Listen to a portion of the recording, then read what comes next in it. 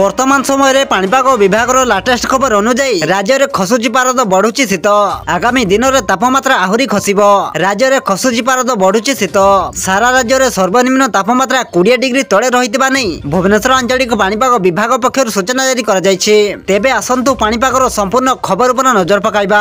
किंतु ता पूर्व वीडियो को गोटे लाइक करंतु एवं वीडियोटी को आपण मानक सांगसाथी मानक अधिक मात्रा शेयर करंतु। जदि आम चैनल रे आपण प्रथम थर वीडियो देखुछन्ते ताहले एबे ही चैनल को सब्सक्राइब करी पाखरे थिबा बेल आइकन को प्रेस करी ऑल नोटिफिकेशन को ऑन कर रखंतु, जहा द्वारा आगो को पाणीपाग संबंधी लेटेस्ट अपडेट आपण माने सर्वप्रथम आम चैनल माध्यम रे पाई परिबे।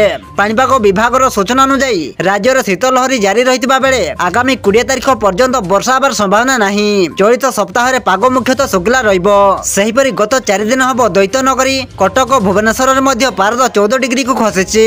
फल रे कहीं घरु बाहरु नाहंती। आज अर्थात शनिवार फुलबाणी और झारसुगुड़ा सर्वाधिक शीत अनुभूत होइछि।